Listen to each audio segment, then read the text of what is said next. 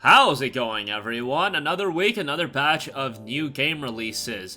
Lot of stuff this week. I wouldn't say that it has that one standout game that everybody is going to be looking forward to, but man, when you look at the roster of games dropping this week, there's a lot of variety, there is a lot of depth, and there's a lot to really sink your teeth into if you're into a variety of different genres. So let's just get right into it. We've got JRPGs, we've got free-to-play titles, we've got big Western RPGs, and so much more. So let's start things off with Mato Anomalies. This is a game that I'm trying to, get some more excitement centered around it, just because I really like the look and the style of this game. Not getting a ton of buzz right now, coming from ArrowWiz and being published by Prime Matter. Prime Matter, a publisher you should keep an eye on. They're publishing a wide variety of stuff. Mato Anomalies takes players on a journey through a neo-futuristic version of a bygone Oriental city. Investigate strange happenings across the city and uncover secrets behind the walls. Join a cast of enigmatic, unlikely heroes in an anime-inspired RPG experience. Definitely has a little bit of a dark look to it. The whole gimmick of the game, I guess you could say, is you are taking control of two very distinct protagonists, gather intel and knowledge to unravel the mystery behind the city of Mato as the private detective Doe, or venture into rifts and battle demonic abomination with your arsenal as the resolute exorcist Graham. Find clues throughout Mato by talking to NPCs, taking on missions, and visiting shops to pinpoint rifts, portals to the demonic creatures attacking the city. Enter at your peril and defeat them in battle and collect abundant rewards. You've got a band of misfits at the heart of the story. Smart combat, dual world, and a corrupt or corrupted insidious factions are somehow involved in the dark fate befalling Mato. Can our heroes find out what's going on, or will they themselves fall victim to despair? Again, really cool look to the game. The Mato Anomalies will be dropping on March 10th. Next up, major upgrade here, the Outer Worlds Spacer's Choice Edition. So this is the release of the Outer Worlds on PlayStation 5 and Xbox Series. Now, not a big fan of how they are doing the upgrade path. So if you want to get the upgrade, you have to get the existing expansions. You have to have both of them, as well as, of course, the base games. Now, the game is going to be upgraded quite a bit. It's going to have better graphics, improved performance, additional animations, higher res environments, and more increased level cap as well. So they are refining the game quite a bit. If you have the base game and then both expansions, you will be able to upgrade the game for the latest console family within that console family at a reduced purchase price, and it will be $9.99 for that upgrade. Right now, Outer World and both DLC packs are on sale. You can get the game at $19, and I believe the expansion pass is around $19 as well. So that is something you might want to consider. I would have preferred if they did an upgrade path, like, hey, you already own the Outer Worlds, pay $10 and you'll get Spacer's Choice Edition. Is that me being a little greedy? Maybe. Like, I feel like, Uncharted did, if you had just Uncharted 4, you could pay $10 and you could get the Legacy of Thieves collection. So I thought that was, like, a pretty good way to do it. Like, I don't feel like it should be an instance where you have to have all the content already and then you can get the upgrade. Like, Outer Worlds, at this point, it's like 3.5 years old. Like, it's an older game. It's a good game, don't get it twisted, but, yeah, just not a big fan of that. I get it. Maybe it's me complaining about something that is minuscule at the end of the day, and you know what? If it is going to get refined visuals, it's going to be a more compelling purchase. Maybe for some people, this is the first time they're also going to be checking out the game, so that's something to consider as well. The Outer Worlds Spacer's Choice Edition will be coming to PS5 on March 7th, and still, there's reason to be excited for this. I think a lot of people, if you're checking it out for the first time, will enjoy it, or if you enjoyed the game in the past, I think this will be a worthwhile upgrade. Next up, we have Bleak Faith Forsaken. This is a game that's really going under the radar, coming to PlayStation 4 on March the 10th.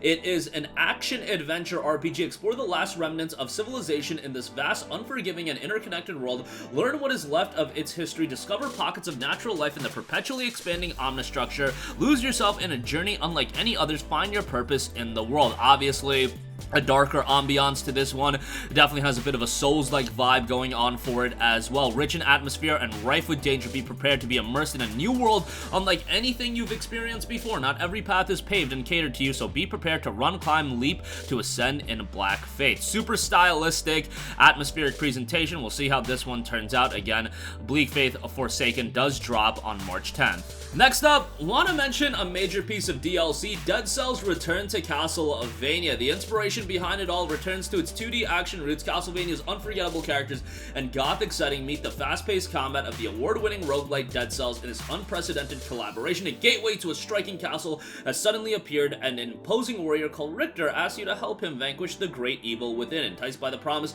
of new loot rather than a sense of moral duty, you strike out through the ground and corridors of the gothic castle to find and kill this mysterious Dracula, slay hordes of his supernatural minions as you progress through our biggest DLC yet, including 2 new levels, 3 bosses, and a new storyline as well.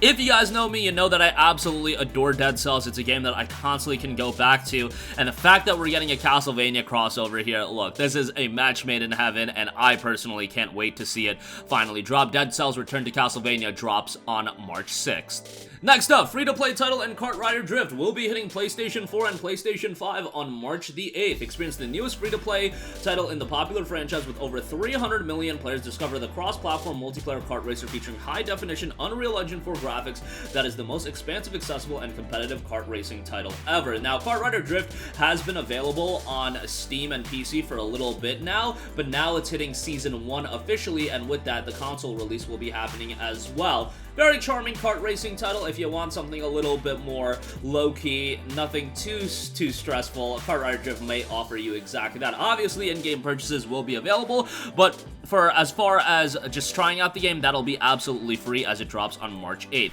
Next up, we have Oni Road to be the Mightiest Oni, another game that's kind of like just creeping up on people, but I think this one looks really good from a presentation standpoint. Really dig the more cartoony art style. Break your enemies' souls to reclaim your pride on Kisajima. Demon warrior Kuta and his partner Kazumaru challenge these souls to a trial, all in order to defeat Momotaro, who is both human and evil monster, a tale of sky and wind as they embark upon an island quest.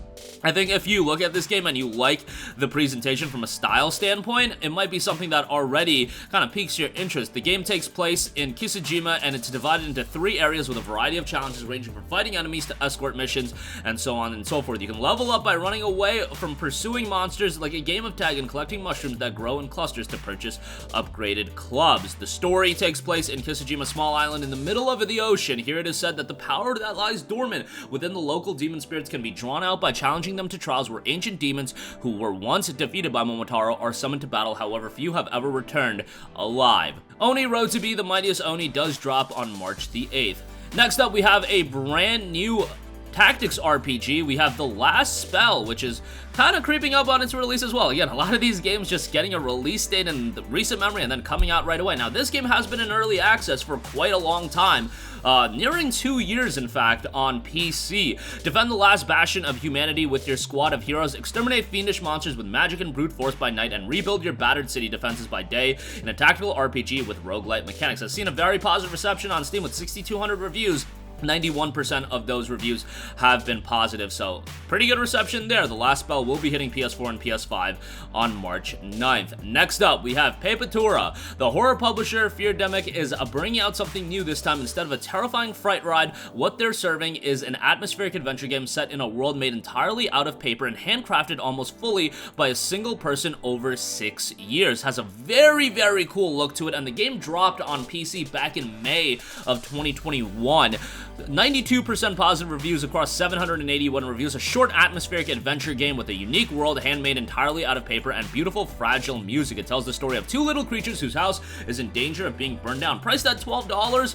Pretty engaging price point, to say the least, as far as that's concerned. This is due out on consoles, PS4, PS5 on March 9th. Next up, we have Clash Artifacts of Chaos. You are Pseudo, a powerful warrior living as a recluse. When you become embroiled in a quest for the Artifacts of Chaos, everything changes. Explore the world and defeat your enemies, but never forget the sacred rules of the ritual. Has a pretty cartoony look as well in this one. Honestly gives me like some Borderlands vibes as far as the visual style goes. Hunted by mercenaries of an enemy with untold power, the fighter Pseudo and the creature under his protection begin a perilous quest to the edges of strange lands. Clash Artifacts of Chaos drops on March 9th. And lastly, pretty major release here, Fatal Frame Mask of the Lunar Eclipse comes March the 9th.